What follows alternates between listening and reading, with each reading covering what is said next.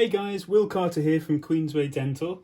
So really excited today to help you show you the whitening procedure that we use. So you'll have received by now your Queensway bag, and in it you should have the professional tooth whitening kit and either some tooth mousse, or you may have some Sensodyne toothpaste at home, desensitizing paste. In your kit you'll find 4 syringes of gel, some tooth whitening instructions just to recap if you've forgotten anything, and space for your bag with your retainer, aligner or bleaching trays in. There's 2 different products that we're using. You'll either receive 6% hydrogen peroxide that you'll see written on the side of your syringe. Also it's got this use by date on there for safety and a batch number. Or you'll be using 16% carbamide peroxide. Just to remind you again, the 6% hydrogen peroxide is the daytime bleach. You just use it for 1 hour to 1.5 hours each day. And the 16% carbamide peroxide is a slow release gel, usually given to people who get sensitivity, and that one you can wear overnight. Wearing that overnight is the same as using the 6% hydrogen peroxide for an hour and 1.5 hours a day. They're both just as effective, but one you have to wear for longer. So to use that, you need to store this at room temperature. Don't store it anywhere too hot. If it's more than 25 degrees, it will go off a bit quicker. To use it, you take the lid off, keep the lid safe. Remember, it's the same strength as Domestos bleach that you clean the kitchen floors with, so don't get it on your skin, on your clothes or in your eyes. Keep it out of the reach of children, okay? You only need to use a very small amount, so if you squirt out about half a grain of rice or a piece of couscous amount into each tooth on the bleaching tray and go around, you probably want to put it on 10 to 12 teeth. Personally, I don't put it on my molar teeth at the back because you tend not to see that unless you've got a very wide smile. After you've finished doing that, you'll notice that the gel keeps oozing out the end of the syringe there. So just suck it back so you don't waste it all, and put your lid on so that it doesn't dry out in the end. If it dries out, it can become quite difficult to squeeze it out, and then it can pop out the sides.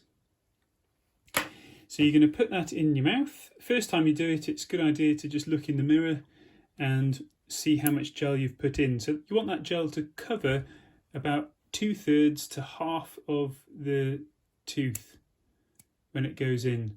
You definitely don't want it to squirt out the top of the tray. So if I run my finger around there, you can see my finger's dry, there's not too much in. Don't worry if you think it hasn't covered the whole tooth, if there's any air bubbles in there. This is going to stay in your mouth for over an hour probably, and it will warm and spread over your tooth. It will soak into the tooth, so it will work.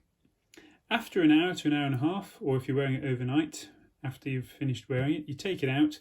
Obviously you're going to have some residue on your teeth and some residue inside the aligner. So you need to rinse your mouth, wash your teeth using Sensodyne toothpaste or other sensitive toothpaste, or you could use the tooth mousse to just brush that off. Your aligner, retainer or bleaching tray needs to be cleaned on the inside. I would just use cool water and rub that with my finger. You could use soapy water if you wanted. Don't use toothpaste because that will scratch the inside of your retainer or your aligner, and don't use hot water because that will melt the tray and deform it. You can then dry that, and you can wash it using retainer bright if you've got some of that, and you need to store that somewhere room temperature and somewhere dry. If you store it in a sealed bag and it's wet, obviously you could get a mould growing on it. It's not particularly pleasant.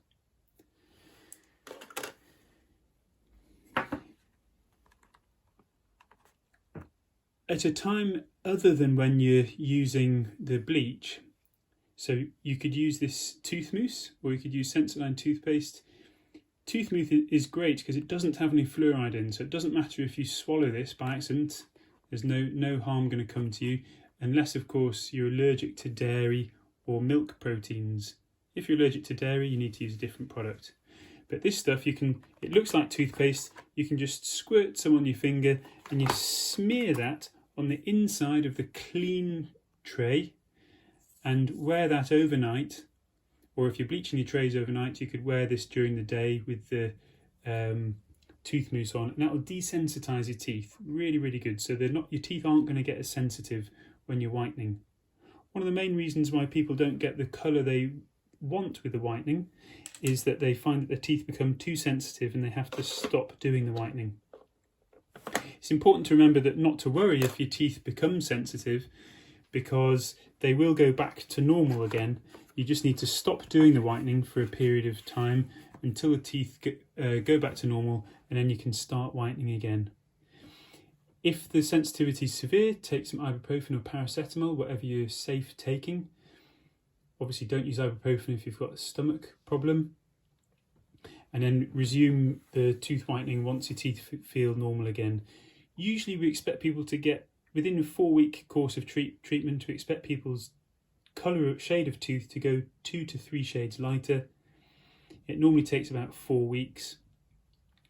The other risk other than sensitivity is getting bleach on your gums. As I said, if you put too much bleach in the tray and it comes out onto your gums, then you can bleach some of the gum area and it can turn white, or you can get an ulcer.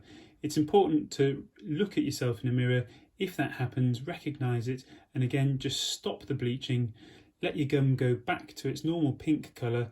I wouldn't brush your gum heavily when it's white because you end up with an ulcer. Just let it heal. You could rinse with salty water mouthwash, and when it goes back to normal, you could resume the whitening again. It's important not to eat foods and drinks that can discolour your teeth because they will work against the whitening. So avoid tea, coffee, curries, berries, and cigarettes obviously will work against the whitening. So avoid those things whilst you're doing the whitening. Any problems, give us a ring or send an email to Queensway, and your clinician or one of the other team members would be delighted to help you. Good luck with the whitening. Stay safe.